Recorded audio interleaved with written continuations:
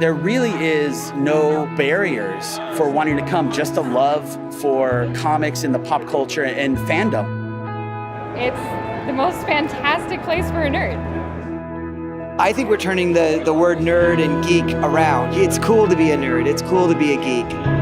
You never know who you're going to meet, what country they're from, what they do, and the conversations you have that are always going to be based on a shared love of what you're here to experience. So many like-minded people. It's just, I like that I can be myself.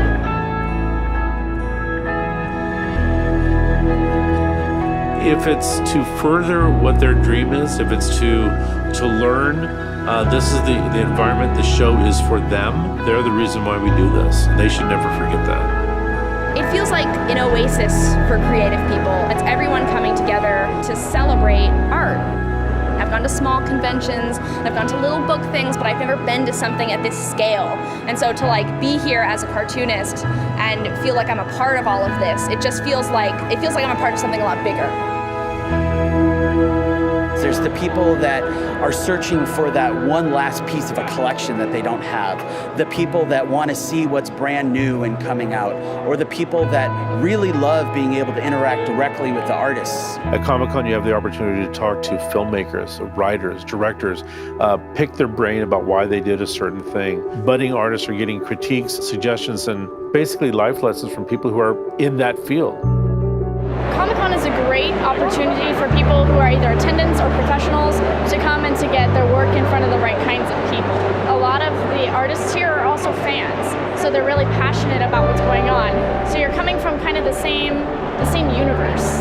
The reason that I'm here at Portfolio Reviews is to make connections, to get advice from professionals, and ultimately it would be great if I got hired by someone. That's ultimately the goal, is to get paid to do what you love. Everyone has a voice. It's finding that specific voice that is so important for an artist. And so when I look at their work, I'm looking for what they're trying to achieve. And if they don't succeed with it, I try to, find that voice, that thing that they're trying to communicate. It's not just that we're artists. A lot of us are also fans. This is my first year. It's very overstimulating and lovely. It was very magical when I walked in and saw all the wonderful people sharing what they have to offer.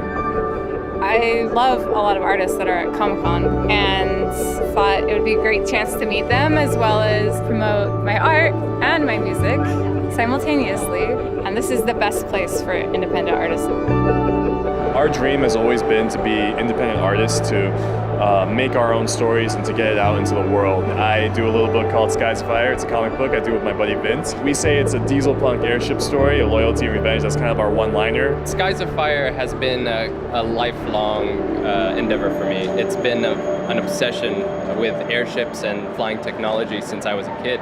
When I see someone come up and really get mesmerized and pulled in by the imagery and the story, that's really cool and that's really special. We're here meeting new fans, getting people on their mailing list, starting the grassroots things, but we're also here talking to other professionals, trying to network, trying to see basically how we take that next step in our careers. Hopefully get our comic out in the world and to show it out to people at Comic-Con. And San Diego's kind of the motherlode, it's the Super Bowl of cons.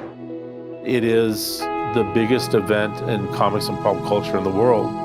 It's not just an island at a convention center, but something that the whole city embraces. And I think that's really special. When you're walking the streets, you just see such a diverse array of people from all over the world. Everybody in San Diego is involved and everybody's kind of tuned in.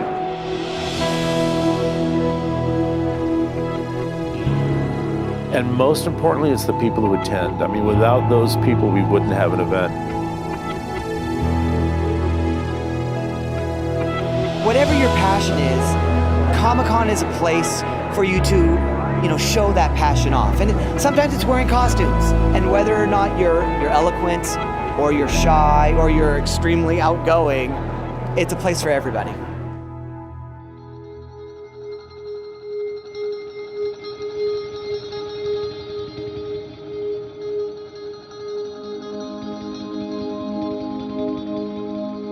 I think the difference between us now versus us 10 years ago is that 10 years ago, we would say, oh man, wouldn't it be cool if we had this, or if we did this, or if there was a story about this?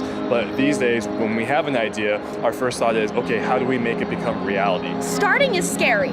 No matter what you're starting in, whatever you do first is not going to be very good. My first 10 comics were not good. It's something I struggled with when I was younger. I grew up thinking I was just dumb and untalented.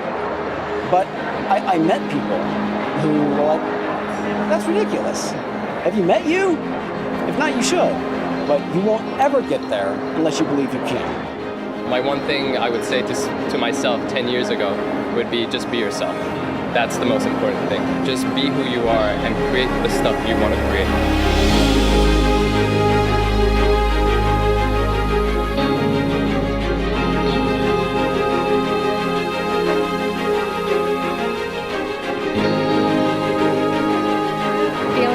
Being able to show my love for whatever fandoms I choose and being proud of it and not feeling like I have to hold back.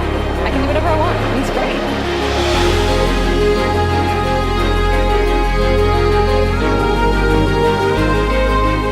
It really is an amazing thing to be able to have even a small part in putting together an event that is so highly regarded by fans. They have a resource to further their education. They have a resource to share their interests and their passion. To have a part in that, however small it is something that I'm very, very proud of. I think part of life is that you never stop having experiences, and every experience is a start of a story.